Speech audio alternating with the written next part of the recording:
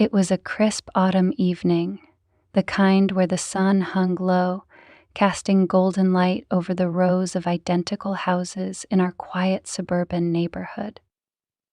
I drove home from the charity event, still dressed in a formal blouse and pencil skirt, but the smile I had worn for the donors and board members had long faded. The weight of the evening hung over me, not the work or the endless small talk, but the emptiness that followed. As always, Tom hadn't come. Business trip, he'd said, though I doubted that now more than ever. Tom's absences had become a steady rhythm of our marriage, one I danced to without even noticing anymore. I reached for the radio knob to fill the silence in the car, but a movement on the sidewalk caught my attention. At the corner near the coffee shop, a man sat with his back to the brick wall, legs crossed, and a weathered jacket pulled tight against the cooling air. He had a sign propped up next to him, but I couldn't make out the words from where I parked at the red light. His face was turned down, but the halo of the setting sun caught the gray strands threading through his dark hair. It was the smallest thing, a moment of eye contact, fleeting and unintentional. His eyes were a piercing, almost startling shade of blue, and in that brief glance, there was no plea for pity. There was no accusation, just quiet resignation. Something inside me shifted. The light turned green, but I didn't press the gas. Cars honked behind me, but I ignored them, pulling into the coffee shop parking lot instead. I wasn't sure what I was doing as I stepped out of the car, clutching the jacket that matched my charity-appropriate outfit. "Excuse me," I called out, approaching him cautiously. He looked up, startled but not unkind. Up close, he was older than I had thought, maybe 50, maybe older.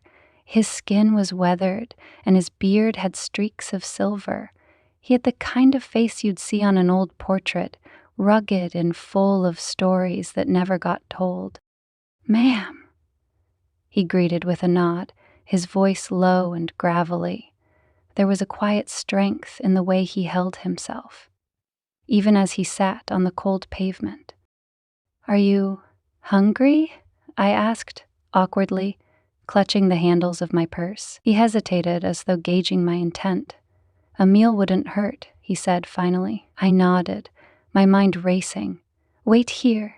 I hurried inside the coffee shop and ordered a sandwich and soup, ignoring the curious glances from the barista as I specified extra napkins and utensils.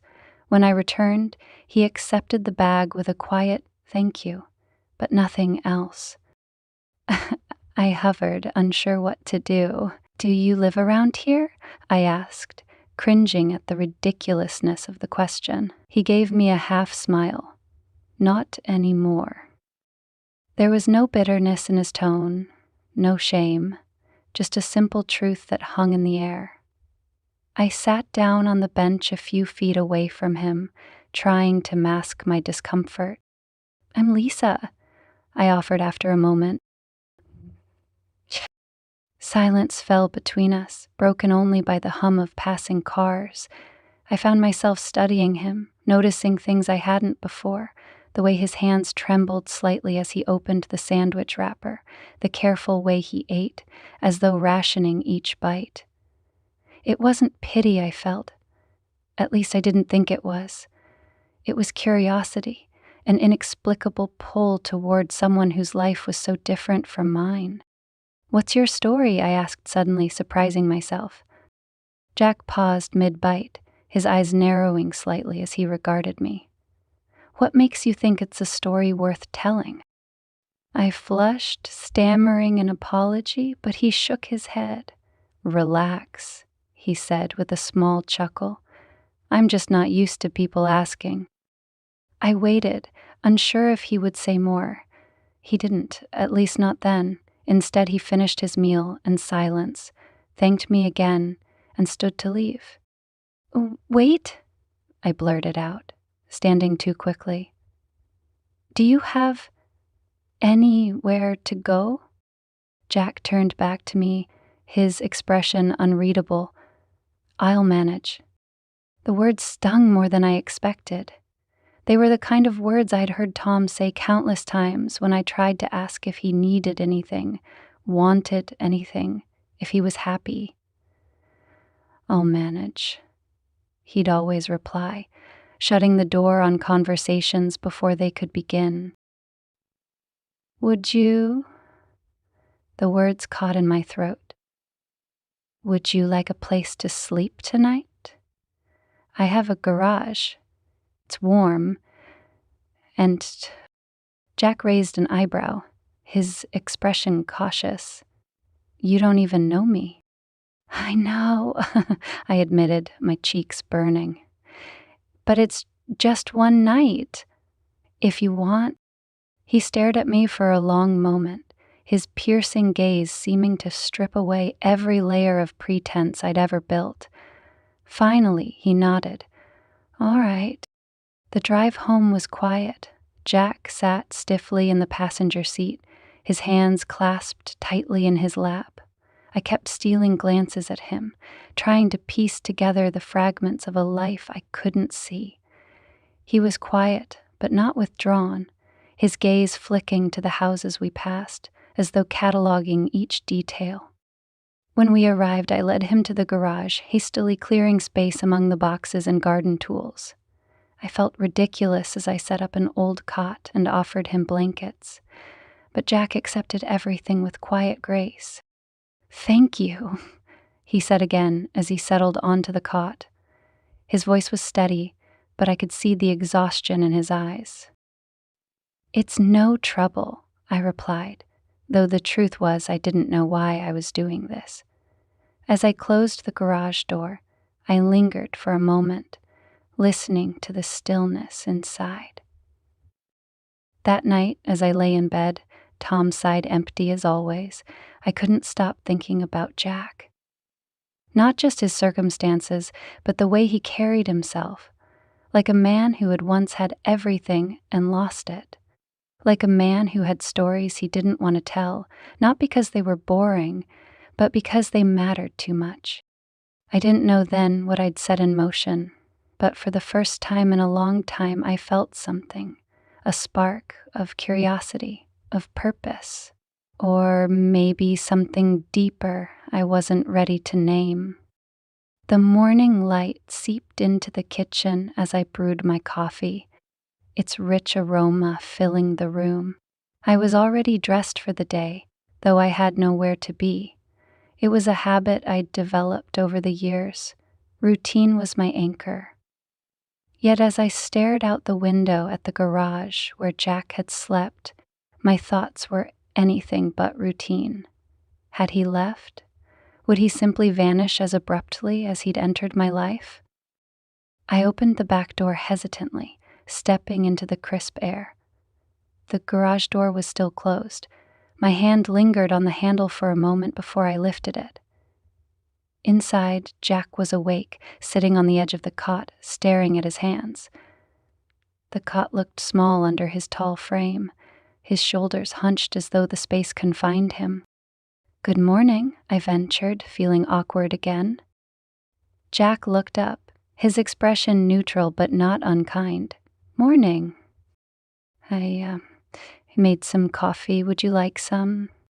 He nodded, standing slowly. "That'd be nice." We moved inside, the silence stretching between us like a bridge too fragile to cross. Jack stood near the kitchen island, his posture tentative, as though afraid to take up space. I poured him a mug and handed it over. His hands wrapped around it, the steam curling into the air between us. "You don't have to keep standing," I said, gesturing to the small kitchen table. He hesitated before sitting, his movements deliberate and careful. As he took his first sip, a small sigh escaped him, and I felt a surprising flicker of satisfaction. "You don't have to stay," I said after a moment, surprising myself. "I mean, you're welcome to, but I don't want you to feel trapped." Jack raised an eyebrow, his lips twitching into a faint smirk. You're the first person to offer me a place to sleep, let alone coffee in the morning. Trust me, trapped isn't the word I'd use. I laughed nervously, stirring my own coffee, though I didn't need to. Uh, I guess I don't usually do things like this. Wait, did you? He asked, his tone curious but not intrusive. I didn't have an answer, not one I was ready to admit, even to myself. I don't know, I said finally. It just felt right. Jack nodded, as though that was answer enough. He drank his coffee in slow, measured sips, his gaze moving around the room. His eyes landed on the old clock above the stove, then on the framed photo of Tom and me from our wedding day. His gaze lingered there, but he didn't comment. "You're handy, aren't you?" I blurted out, desperate to fill the silence. "I noticed how you fixed that latch on the garage door last night." Jack shrugged. "I've picked up a few things over the years. You learn to make do." "Well," I said, seizing the opportunity, "if you're willing, there's a broken fence in the backyard that could use fixing. Tom's been meaning to get to it, but, well, you know how it is." Jack didn't respond to the mention of Tom, but he nodded. "Sure, happy to help." By the afternoon, the fence was repaired, its slats straight and sturdy again. Jack worked with the kind of quiet efficiency I envied, his focus unbroken as he moved. I brought him water and we exchanged a few words, but mostly I watched from the kitchen window, feeling a strange mix of admiration and guilt. When he finished, I walked outside with a plate of sandwiches. "You didn't have to do it all in one go," I said, handing him the plate. Jack wiped his hands on his jeans and took the plate with a nod of thanks. Didn't see the point in stopping halfway. I sat down on the porch step, watching as he ate. His movements were methodical, unhurried, as though each bite was part of some unspoken ritual. I wanted to ask him more about his life, but I wasn't sure how. Finally, I found the courage. "Jack, can I ask you something?" He looked at me, his blue eyes steady. "Go ahead." "How did you end up—" I hesitated, not wanting to sound condescending. "I mean, what brought you here? To this town, I mean." Jack leaned back slightly, setting the plate on the step beside him. "I've been wandering for a while," he said slowly. "Ended up here because it was as good a place as any to stop. The truth is, I don't really have a destination." The simplicity of his answer caught me off guard. "But you must have had a life before, a family, a career." Jack's gaze dropped to the ground, his fingers tracing invisible patterns on the porch. "Yeah," he said softly, "I did." I waited, sensing that there was more, but he didn't elaborate. The silence between us felt heavy but not uncomfortable. It was a silence that held understanding, even without words. "Sometimes," he said after a moment, "life just unravels, one thread at a time until there's nothing left but the frayed edges." His words lingered in the air, raw and unfiltered. I didn't press further. I knew what it felt like to watch something fall apart, even if it wasn't the same as his experience. "Well," I said, trying to lighten the mood, "you've made a great start at putting my fence back together." Jack smiled faintly, his eyes meeting mine for a moment. "Glad I could help."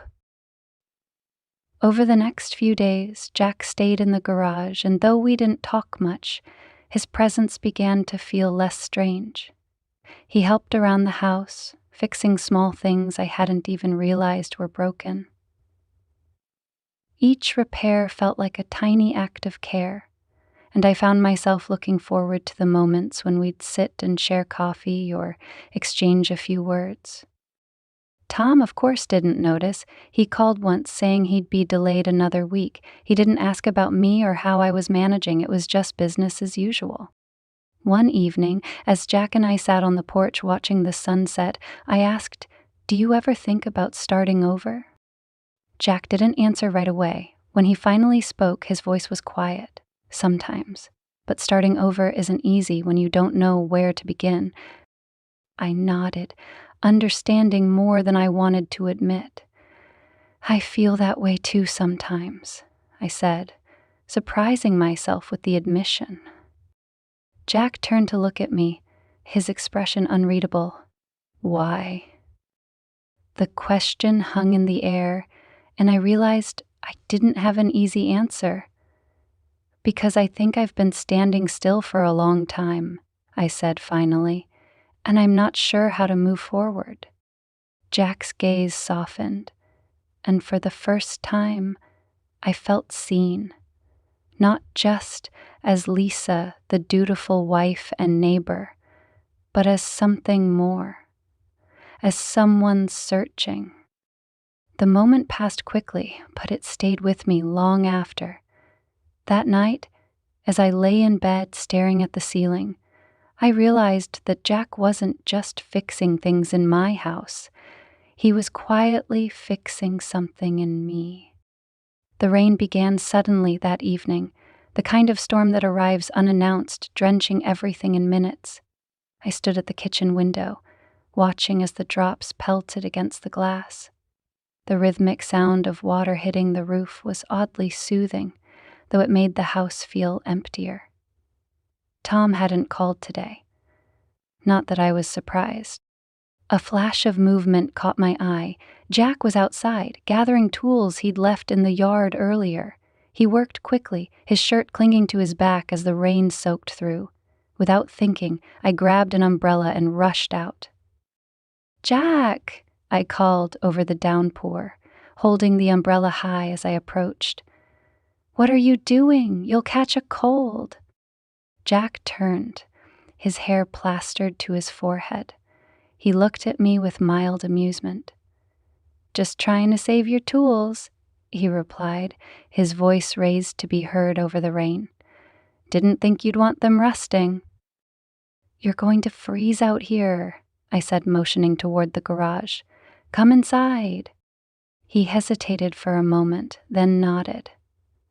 Together, we darted toward the garage, the umbrella doing little to shield us from the rain. Once inside, I set the umbrella aside, wringing water from my sleeves. Jack stood a few feet away, dripping onto the concrete floor. "Let me grab you a towel," I said, stepping toward the door that led to the house. "No need," Jack said quickly, his voice low. "I'll dry off in a minute." I paused, unsure why his refusal stung. "You don't have to act like a stranger," I said, trying to keep my tone light. "You've been here long enough to know you're welcome." Jack gave me a small smile, but there was something guarded in his eyes. "You've done enough for me," he said. "I don't want to take advantage." The words hung in the air, heavy with a meaning I couldn't quite grasp. I stepped closer, my arms crossed against the damp chill. "You're not," I said softly. "I wouldn't have offered if I didn't mean it." Jack looked at me then, really looked at me, and the intensity of his gaze made my breath catch. For a moment, neither of us spoke. The sound of rain against the garage roof filled the space between us, a steady rhythm that seemed to match the pounding of my heart. "You should go inside," Jack said finally, his voice barely above a whisper. "You'll catch a cold too." "I'm fine," I said, though my voice was unsteady. "I don't mind staying." Jack took a step closer, his expression unreadable. "Lisa," he began, then stopped as though unsure of what to say next. His hands flexed at his sides, as though he was wrestling with something unspoken. "Yes," I prompted, my own voice trembling now. He shook his head, a rueful smile tugging at his lips. "You're something else," he said, almost to himself. "Not many people would do what you've done for me." "It's nothing," I said quickly, but Jack shook his head again. "It's not nothing," he said firmly. "You've shown me kindness I didn't think I deserved." My cheeks burned and I looked away, unable to hold his gaze. "You're a good person, Jack," I said softly. "Anyone can see that."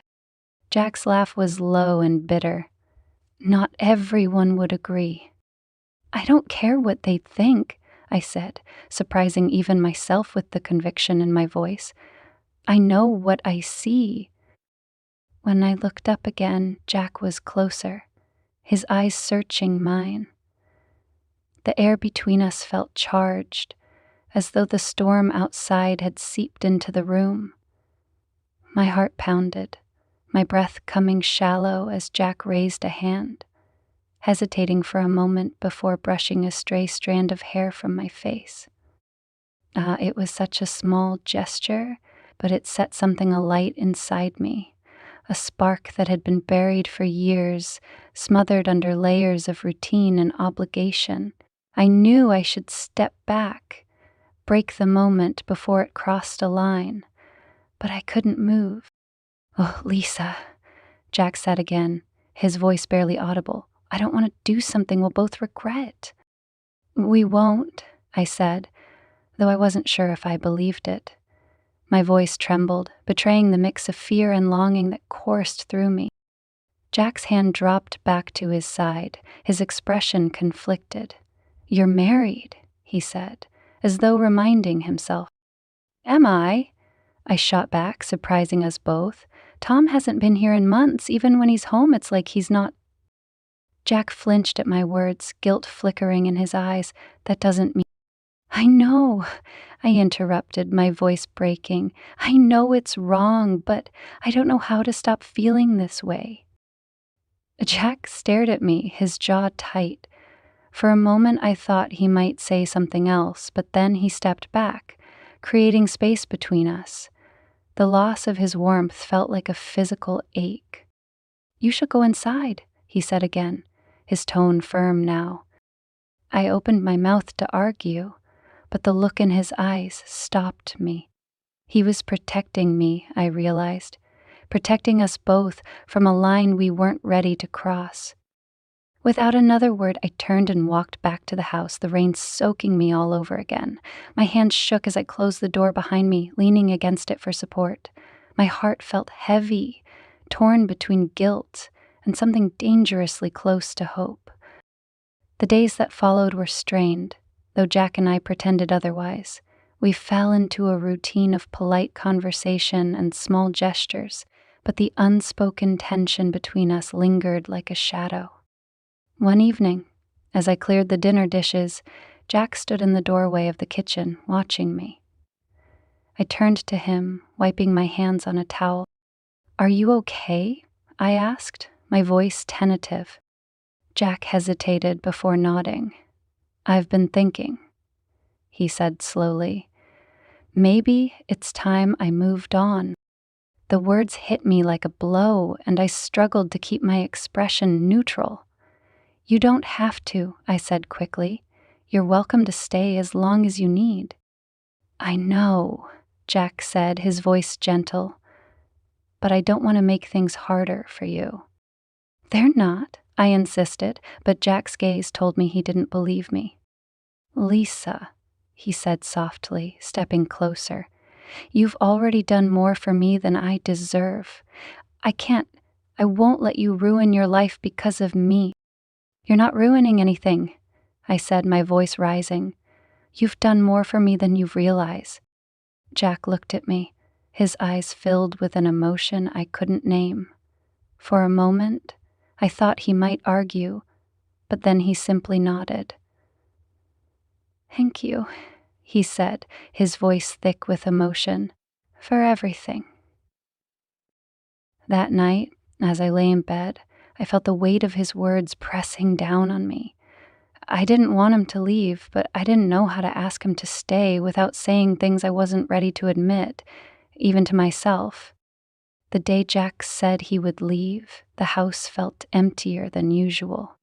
I tried to focus on my routine, washing the dishes, folding laundry, tidying the living room, but my hands moved mechanically. The thought of him walking out of my life left a hollow ache in my chest that I couldn't ignore. Jack spent most of the morning repairing a creaky garden gate that didn't really need fixing. I watched him from the kitchen window, feeling the words I wanted to say trapped in my throat. He worked quietly, his movements precise and unhurried, as though he was savoring every moment. When he finally came inside, wiping his hands on a rag, I couldn't hold back any longer. "Jack," I said, my voice faltering as I met him in the hallway, "you don't have to go." He stopped, looking at me with a mixture of surprise and resignation. "Oh, Lisa, we've talked about this." "No, we haven't," I said, my tone more forceful than I intended. "You've decided, but I haven't had a say." Jack sighed, leaning against the wall. "This isn't good for you," he said quietly, "or for me."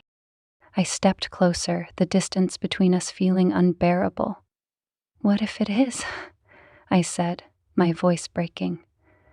"What if it's the only thing that's felt real to me in years?" Jack's expression softened, but there was still a wariness in his eyes. "Lisa, you're married. I won't be the reason you regret anything." I shook my head, tears welling up. "Do you think I don't regret the life I've been living? Do you think I don't regret staying in a marriage that's been empty for years? You've done nothing but remind me what it feels like to be seen." Jack's jaw tightened, his hands flexing at his sides. For a long moment he didn't speak, and I feared I had pushed him too far. But then he closed the distance between us in 2 deliberate steps, his hand lifting to cup my face. "I don't want to hurt you," he said, his voice rough with emotion. "You won't," I whispered, leaning into his touch. "You already haven't." The space between us vanished. His lips met mine, tentative at first, as though he was testing the waters. But the moment I responded, his restraint crumbled. His kiss was deep and consuming, a mix of longing and desperation that mirrored everything I felt. When we finally broke apart, both of us breathless, he rested his forehead against mine. "This doesn't solve anything," he murmured, though his voice lacked conviction. "No," I agreed, my fingers gripping his shirt, "but it's a start." That night, the storm that had been brewing between us finally broke. It wasn't planned or calculated, it simply happened. We sat in the living room after dinner, the tension thick enough to cut with a knife. Jack was telling me a story about his past, his voice low and steady, but I barely heard the words. All I could focus on was the way his hands moved as he spoke, the way his eyes lit up when he described something he was passionate about. Without thinking, I reached out and placed my hand over his. He stopped mid-sentence, his gaze snapping to mine. For a moment, neither of us moved. Then, slowly, he turned his hand to entwine our fingers. "Lisa," he said softly, his tone both a question and a warning. "I know," I whispered, "but I don't care." Jack exhaled sharply, as though he'd been holding his breath for days. He pulled me closer, his hand cradling the back of my neck as he kissed me again. This time, there was no hesitation. The walls we'd built around ourselves came crashing down, leaving only raw emotion in their wake. We moved together as though we'd done this 1,000 times, yet every touch felt electric and new. It wasn't just physical. It was something deeper, something that reached the parts of me I thought had long since died. For the first time in years, I felt alive. The next morning, I woke before the sun, the faint light of dawn filtering through the curtains. Jack was still asleep beside me, his breathing slow and even. I watched him for a moment, a wave of guilt washing over me, despite the warmth that lingered from the night before. What had I done? Slipping out of bed, I wrapped a robe around myself and padded to the kitchen. The house felt unnervingly still, as though it too was grappling with what had happened. I stood at the sink, staring out at the garden, my mind racing. I loved Jack. That much was clear now, but love wasn't enough to erase the complexities of our situation. Tom might have been absent, but he was still my husband. What would happen if he found out? What would people say? The sound of footsteps pulled me from my thoughts. I turned to see Jack standing in the doorway, his hair tousled and his expression unreadable. "Morning," he said, his voice soft. "Morning," I replied, my hands twisting the hem of my robe. Jack stepped closer, his eyes searching mine. "You're overthinking," he said simply. "How do you know?" I asked, though I already knew the answer. He gave me a small smile. "'Cause you have that look, like you're carrying the weight of the world." I sighed, leaning against the counter. Maybe I am." Jack reached out, his hand brushing mine. "We don't have to figure everything out right now," he said. "Let's just take it one step at a time." His words should have been reassuring, but they only deepened my conflict. "Jack, this can't stay secret forever," I said. "Tom will come back eventually." Jack nodded, his expression serious. "And when he does, you'll have to decide what you want." "What I want?" I repeated, my voice trembling. "I don't even know what that is anymore." Jack's hand tightened round mine. "Then figure it out. I'll wait." Over the next few days, Jack's words echoed in my mind. I tried to focus on the here and now, savoring the moments we shared, but the reality of our situation loomed over us like a storm cloud. Every glance, every touch felt bittersweet, tinged with the knowledge that it couldn't last. Tom's absence stretched longer than usual, giving us a temporary reprieve, but the longer he was gone, the more reckless I became. Jack and I stopped hiding our connection, at least within the privacy of the house. We spent our evenings talking, laughing, and holding each other, pretending for a little while that the world didn't exist outside these walls. But deep down, I knew it was only a matter of time before reality intruded. And it did. One afternoon, I was in the kitchen when my phone buzzed on the counter. It was a text from Tom. "Back early. Flight lands tonight." My heart sank, the words hitting me like a physical blow. I stared at the screen, my mind racing. Jack walked in moments later, his smile fading as he saw my expression. "What's wrong?" he asked, his voice laced with concern. "Tom," I said, holding up the phone. "He's coming back." Jack's jaw tightened, his eyes darkening. "When?" "Tonight," I said, my voice barely above a whisper. For a moment, neither of us spoke. Then Jack stepped closer, his hand resting on my arm. "You'll figure this out, Lisa," he said firmly. "I believe in you." I nodded, though I wasn't sure I believed in myself.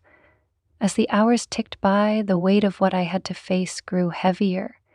Jack and I sat together on the couch, holding hands in silence, knowing it might be the last time. When the clock struck 8, Jack stood, his expression resolute. "I'll give you space," he said. "Jack," I began, but he silenced me with a kiss. "Whatever happens," he said softly, "I'm here if you need me." As he walked out the door, I felt my heart break all over again. The sound of Tom's car pulling into the driveway echoed like a thunderclap through the stillness of the house. I sat at the kitchen table, my fingers gripping the edge, my heart pounding so loudly I was sure he'd hear it the moment he walked through the door. Jack was gone, having quietly packed his few belongings and left hours earlier. But the space he left behind felt cavernous, a glaring absence that even the hum of the refrigerator couldn't fill.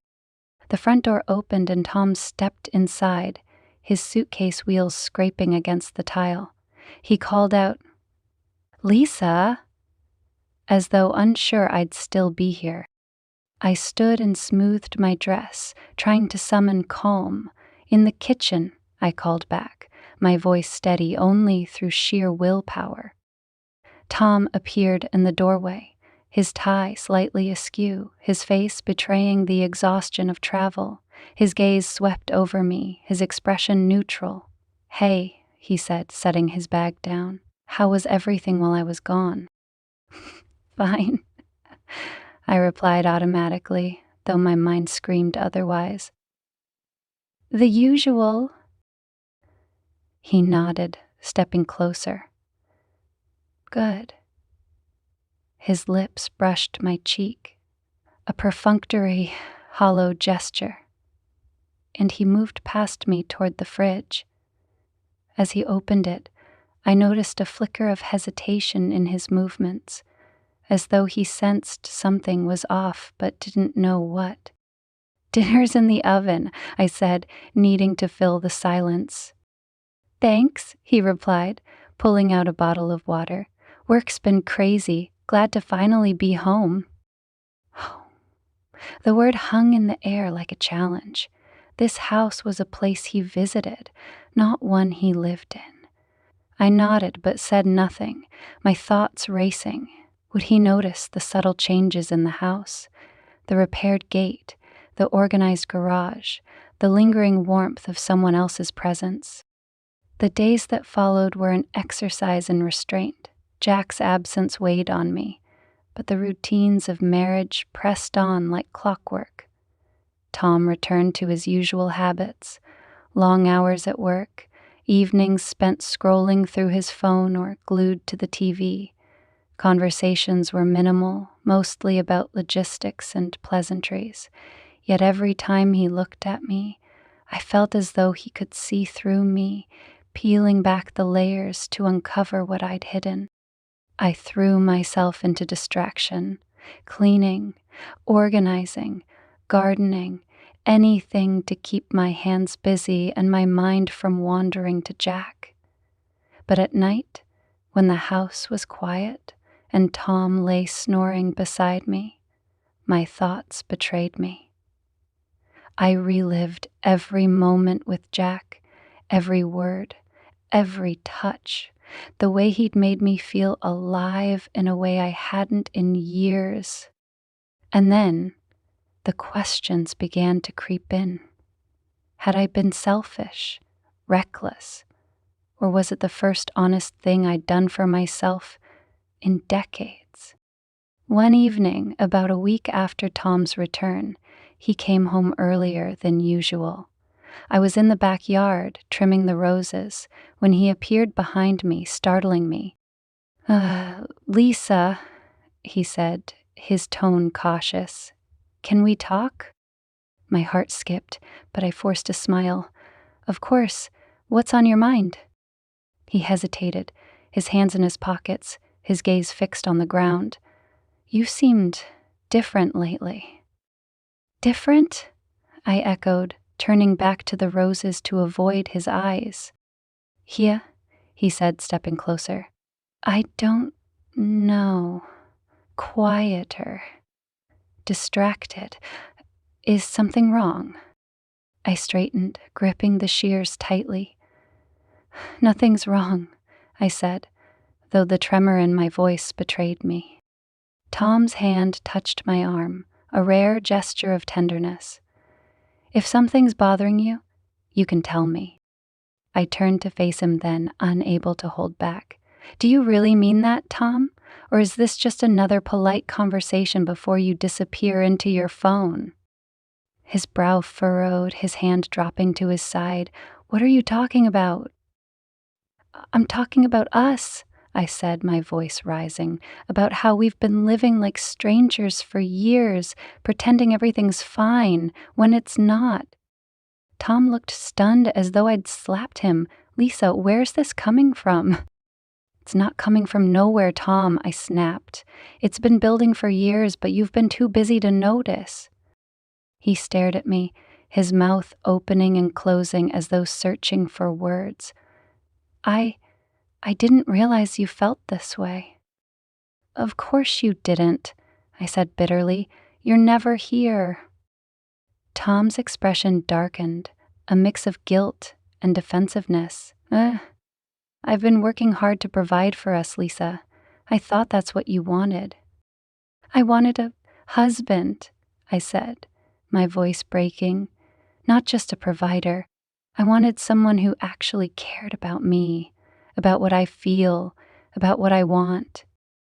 The silence that followed was deafening.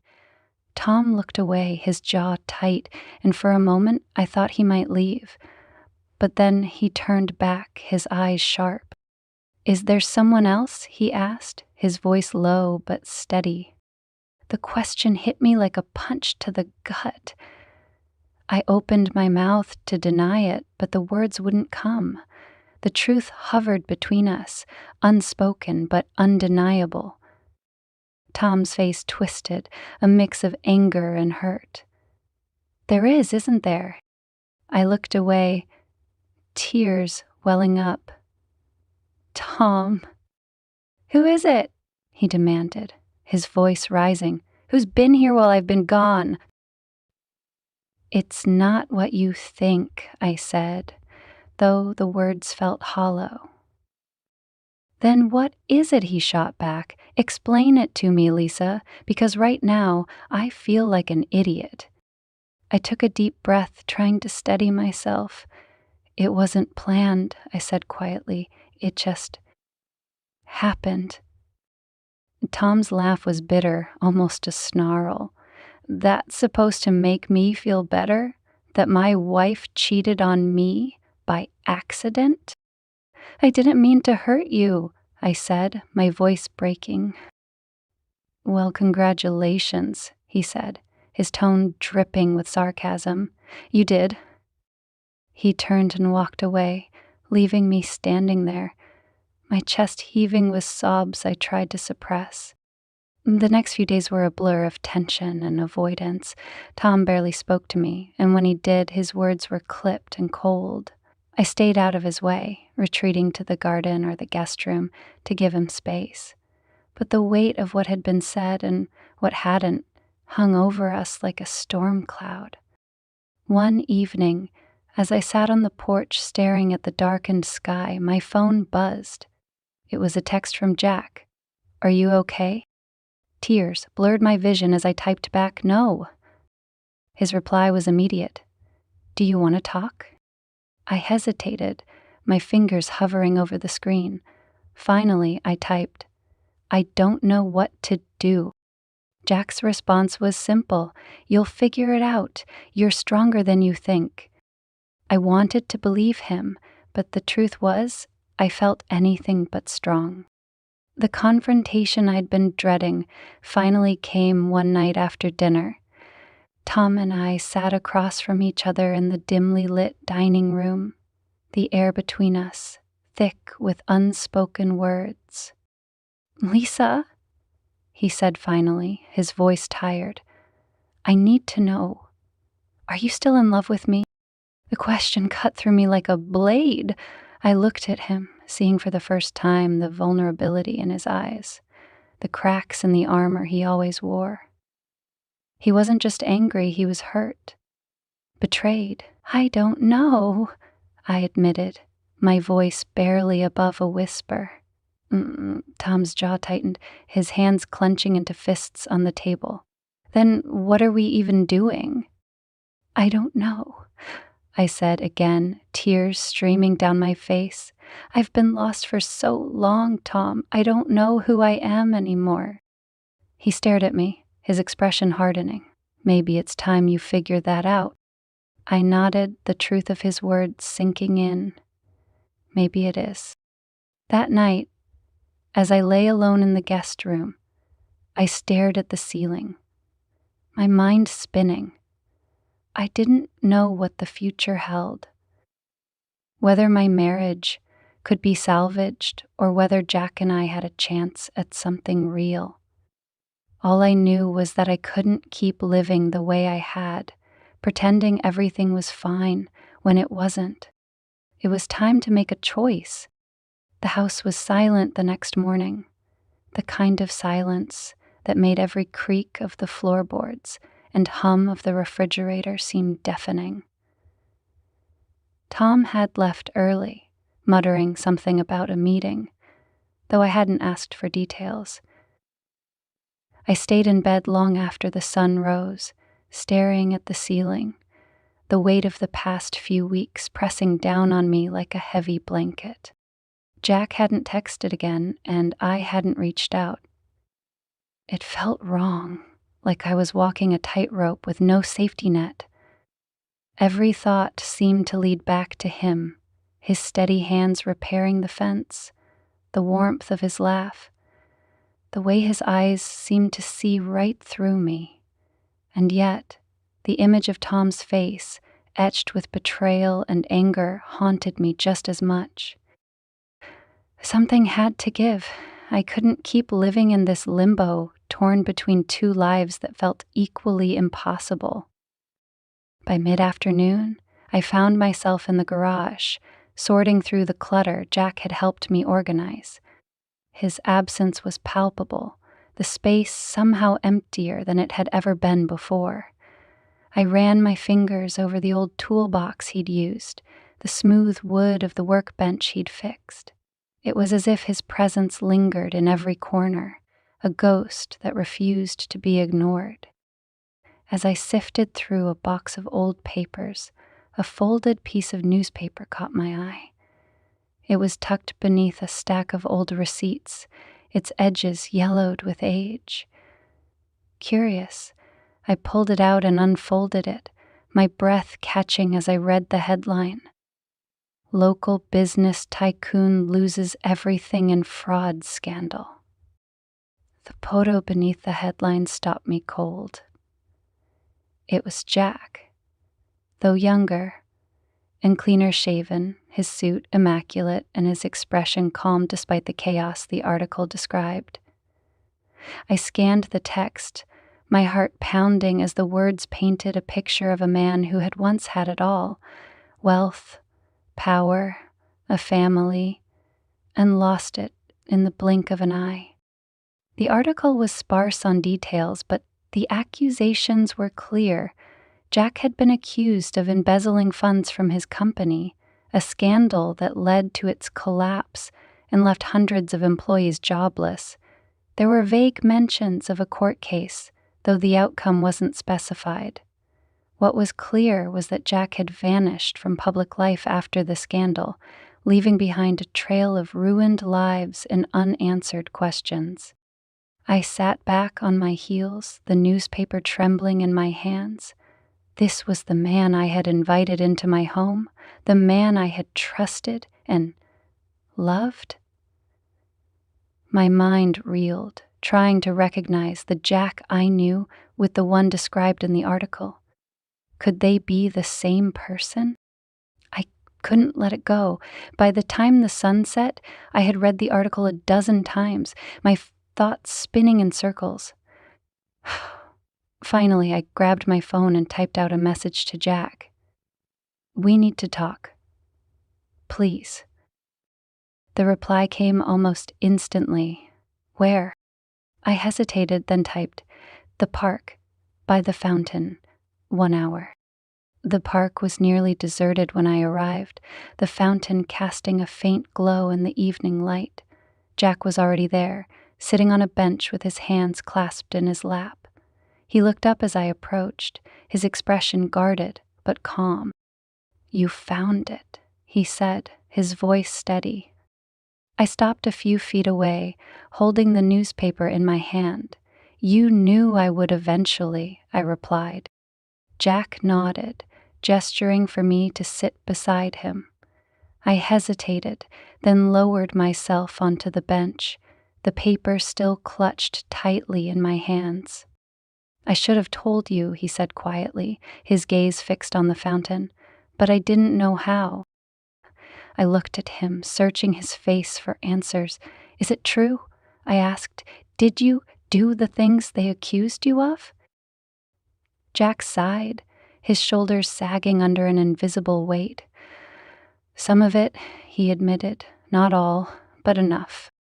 "Wait," I asked, my voice breaking. "Why would you do something like that?"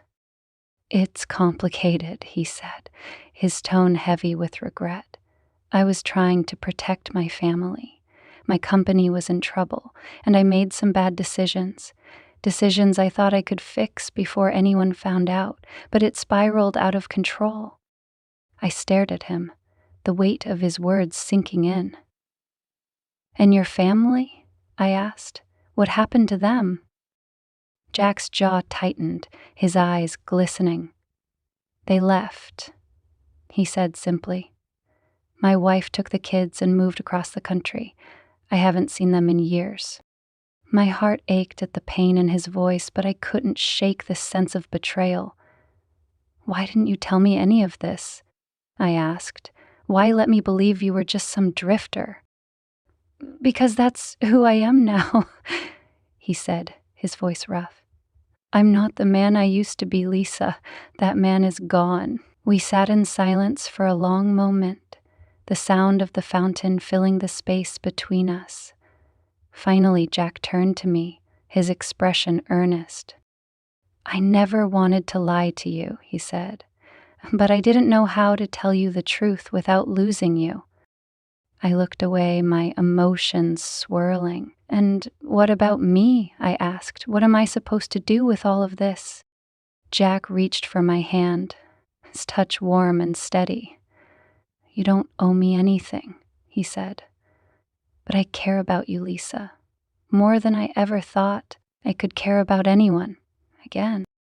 I met his gaze, my heart breaking at the sincerity in his eyes. "I care about you too," I said, my voice trembling, "but I don't know if that's enough." Jack nodded, his hand tightening around mine. "Then figure it out," he said softly. "I'll wait." The days that followed were a blur of confusion and heartache. I avoided Tom as much as possible, retreating to the garden or the guest room to sort through my thoughts.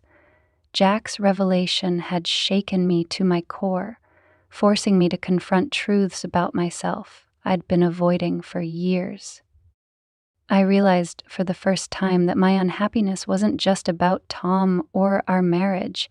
It was about me, about the life I'd built around other people's expectations, the dreams I'd abandoned for the sake of appearances. Jack's presence had awakened something in me, a hunger for authenticity I hadn't felt in decades. But the path forward wasn't clear. Could I forgive Jack for his past? Could I forgive myself for the choices I'd made, or the ones I hadn't? One evening, as I sat in the garden, Tom appeared in the doorway. He looked at me for a long moment, his expression unreadable. "Lisa," he said finally, his voice quiet. "We need to talk." I nodded, setting down the shears I'd been holding. "I know." Tom stepped outside, taking a seat on the bench across from me. "I've been thinking," he said, his tone careful, "about everything, about us." "So have I said, my heart pounding. He hesitated, then looked me in the eye. "Do you want this marriage to work?" The question hung in the air, heavy with implication. I searched his face, trying to find the answer in my own heart. Finally, I shook my head, tears streaming down my cheeks. I don't know how to anymore, I said, my voice breaking. Tom nodded slowly, his expression a mix of sadness and acceptance. Then maybe it's time we let each other go. The words were like a knife to the chest, but they also brought a strange sense of relief. For the first time in years, I felt the weight of expectation lifting, leaving room for something new. That night, I sat in the guest room, staring at the phone in my hand. My thumb hovered over Jack's number, the decision before me both terrifying and exhilarating. Finally, I took a deep breath and pressed dial. When Jack answered, his voice was warm and steady. "Lisa." "I made my choice," I said, my heart pounding. "I don't know what the future holds, but I know I want to figure it out with you." There was a pause, and then Jack's voice filled with quiet determination. "Then let's figure it out together." The decision to leave my marriage didn't happen overnight. It came in small, deliberate steps, each one harder than the last. Tom and I spent a week navigating the fragile truce that followed our conversation in the garden, both of us walking on eggshells. The house felt like a mausoleum, filled with memories that no longer felt like they belonged to me. Tom wasn't unkind during those days. In fact, he was more present than he'd been in years. But it was too little, too late. His sudden attention felt like an obligation, not a genuine effort to save what we had lost. And I had already moved past the point of return. The hardest part was telling him I was leaving. One quiet evening, as we sat at the dinner table, I folded my hands and took a deep breath. "Tom," I began, my voice steady despite the knot in my stomach. "I think it's time we finalize things." He looked up from his plate, his brow furrowing. "Finalize what?" "Our separation," I said softly. "I've decided to move out." Tom's fork clattered against his plate. "Lisa, we just started talking about this," he said, his voice rising. "Can't we take some time, figure things out?" I shook my head, the resolve I'd been building over the past week solidifying. "I've spent years trying to figure things out, Tom, and I've realized that staying here, in this marriage, isn't what's best for either of us." His face twisted with a mix of anger and desperation. "So that's it? You're just giving up?" "It's not giving up," I said, my voice trembling. "It's choosing something different for both of us." Tom stood abruptly, pushing his chair back with a scrape. He paced the kitchen, his hands clenching and unclenching. "Is it because of him?" he demanded, his eyes blazing. "The man you were seeing while I was away?"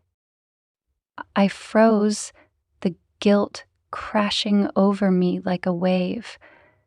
"This isn't about Jack," I said carefully, though I knew the words rang hollow. "It's about me, about what I need." "What you need," Tom repeated bitterly, shaking his head. "And what about what I need, Lisa? What about everything I've done to give you a good life?" "A good life isn't just about a roof over my head or money in the bank," I shot back, the frustration spilling out. "It's about connection, about being seen and loved for who I am. And I haven't felt that in years, Tom." He stopped pacing, his chest heaving. "And you think you'll find that with him, a man who...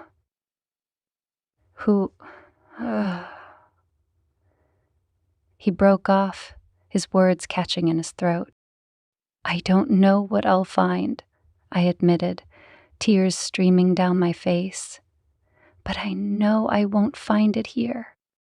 Tom stared at me for a long moment, his expression a mix of heartbreak and fury.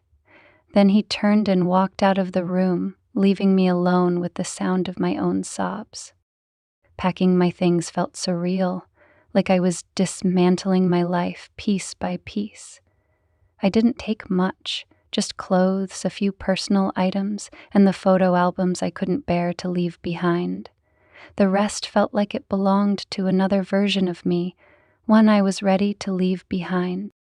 Tom wasn't home when I left. I had planned it that way, slipping out quietly in the middle of the day while he was at work.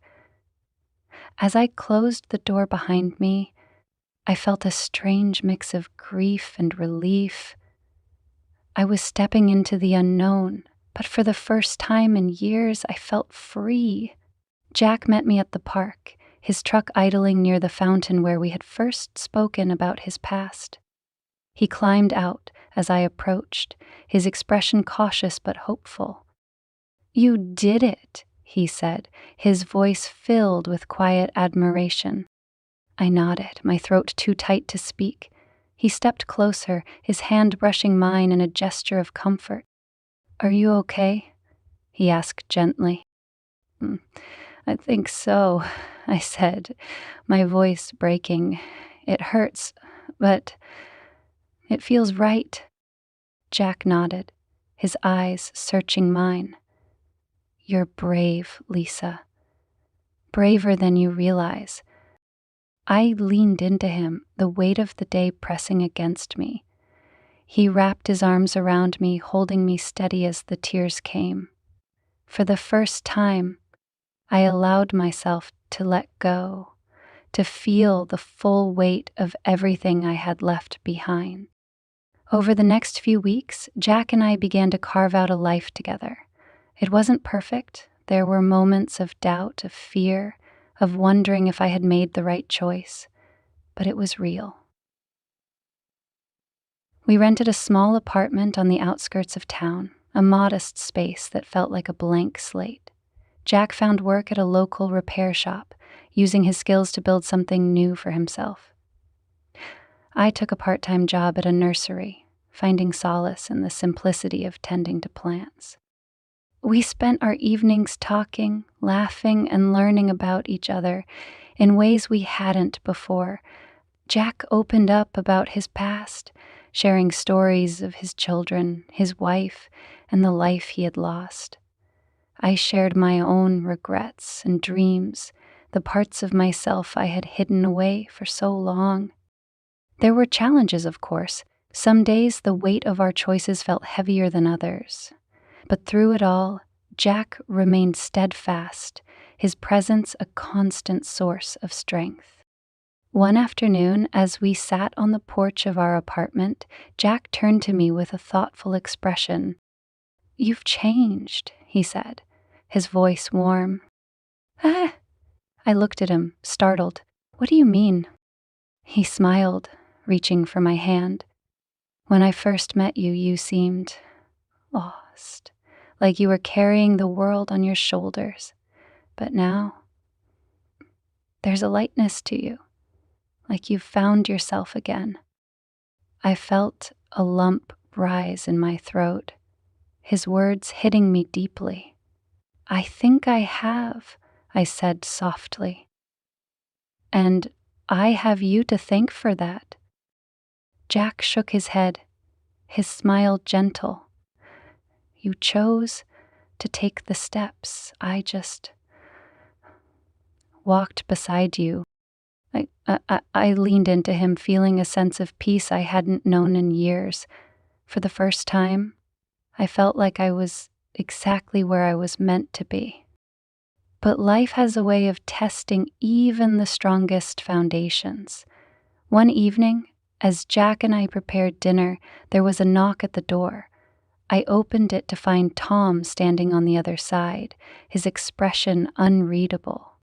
"Tom," I said, my voice trembling, "what are you doing here?" He hesitated, his gaze flicking past me to where Jack stood in the kitchen. "I needed to talk to you," he said finally. "It's important." I stepped outside, closing the door behind me. "What is it?" I asked, my heart pounding. Tom looked at me, his expression a mix of sadness and determination. "I know I messed up," he said. "I didn't see you, Lisa. I didn't give you what you needed, and I'm sorry." I stared at him, the sincerity in his voice catching me off guard. "Tom, I want you to come home," he interrupted, his voice breaking. "I'll do whatever it takes to fix things. Just give me another chance." My mind reeled, the weight of his words pressing down on me. I had spent years longing for him to say these things, to fight for me. And now, when I had finally let go, he was here. "I can't," I said finally, my voice trembling. "I've moved on, Tom. I found something real." Tom's face fell, the hope in his eyes fading. He nodded slowly, his shoulders sagging. "I had to try," he said quietly. "I hope you find what you're looking for." As he walked away, I felt a pang of sorrow, but also relief. For the first time, I had chosen my own path, and I knew it was the right one. That night, as Jack and I sat on the couch, I told him about the encounter. He listened quietly, his hand wrapped around mine. "Are you okay?" he asked when I finished. I nodded, a small smile tugging at my lips. "I am. For the first time, I really am." Jack leaned in, pressing a kiss to my forehead. "Then we're going to be just fine," he said softly. And in that moment, I believed him. The 1-year anniversary of the day I met Jack arrived quietly, tucked into the warmth of an unseasonably sunny autumn morning. As I sipped coffee on the balcony of our small apartment, I watched Jack below, his hands steady, as he refinished a battered wooden chair we'd found at a flea market. He worked with a quiet focus that fascinated me, as though each stroke of sandpaper held a purpose beyond the obvious. The chair was symbolic of so much in our lives now, worn and weathered, but worth saving. I realized I'd been staring when Jack looked up, a grin spreading across his face. "You know, you could just take a picture," he teased. I laughed, shaking my head. "And miss the live show? Never." It was moments like these that reminded me how far I'd come. A year ago, I'd been a woman stuck in the monotony of a marriage that had long since faded. Now, I was here, still uncertain of what lay ahead, but sure of the life I was building with Jack. I hadn't just stepped into a new chapter. I'd rewritten the whole book. Later that day, Jack suggested a trip to the coffee shop where we'd first met. I hesitated, unsure if I was ready to face the memories of who I'd been back then, a restless, lonely woman grasping at an impulse she couldn't fully understand. But Jack's steady encouragement nudged me forward. "It's part of the journey," he said, his voice as gentle as the breeze. "And look how far we've come." The coffee shop hadn't changed. The same cozy chairs, the same smell of fresh pastries and coffee beans, the same soft murmur of conversations filled the air. We settled into the corner table by the window where it all began, a subtle déjà vu washing over me. "Do you remember what you thought the first time you saw me?" Jack asked, leaning forward with a playful glint in his eye. I smirked, resting my chin on my hand. "I thought you were trouble." "And now?" he asked, his grin widening. "Now I know you're trouble," I replied, laughing, "but the kind worth every bit of chaos." Jack laughed too, shaking his head. "Fair enough." We sipped our drinks and let the conversation drift. We talked about the life we'd built, the small but meaningful victories, the challenges we'd faced together, the ways we'd learned to navigate the messiness of love and life. Jack listened as I described the joy I'd found at the nursery, my growing confidence in a world I was finally starting to feel like I belonged in. "I've never seen you this happy," he said, his voice tinged with pride. "Because I've never been this happy," I admitted. "Not like this." As the light outside dimmed, Jack reached into his jacket pocket and pulled out a small velvet box. My breath hitched as he opened it, revealing a simple silver ring. It wasn't flashy or ornate. It was understated, perfect, and entirely us. "Lisa," he began, his voice steady but soft, "this past year has been the hardest and most beautiful of my life. You gave me hope when I thought there was none left. You made me believe in second chances, not just for myself, but for us. And I want to spend the rest of my life making sure you never regret choosing me." Tears welled in my eyes as he continued, "Will you marry me? Not because we're trying to fix something broken, but because we're building something new." I couldn't speak at first, my heart too full to form words. Finally, I nodded, my voice breaking as I said, "Yes, of course, yes." Jack slipped the ring onto my finger, his hands trembling slightly despite his calm demeanor. The entire room seemed to fade as we leaned toward each other, our foreheads touching, our breaths mingling. It wasn't just a moment. It was a promise. The walk home felt surreal, the weight of the ring on my finger grounding me in the reality of what had just happened. As we reached the steps of our apartment, I stopped, turning to face Jack. "Do you think we'll be okay?" I asked, my voice barely above a whisper. "Really okay?" Jack took my hands in his gaze steady and full of warmth. "I don't just think it, I know it," he said. "We've faced more than most people ever will, and we're still here, Lisa. We're still choosing each other." His words settled something deep within me. I leaned into him, letting the steady rhythm of his heartbeat calm my nerves. "I'm ready for whatever comes next," I said softly. Jack smiled, pressing a kiss to my temple. "So am I." That night, as we sat on the couch in our tiny apartment, I looked around at the life we had built. It wasn't perfect. There were still unanswered questions, still moments of doubt, but it was ours. And for the first time, that felt like enough. Jack rested his head against mine, his arm draped around my shoulders. The television hummed in the background, but neither of us paid it any attention. We didn't need words to fill the silence. The quiet was enough. As I glanced down at the ring on my finger, I thought about everything that had led me here, the heartbreak, the choices, the risks.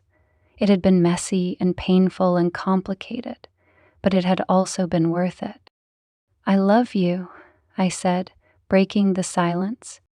Jack's smile was soft but sure. "I love you too, Lisa, always."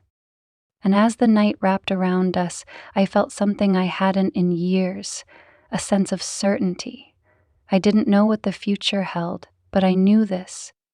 I was exactly where I was meant to be.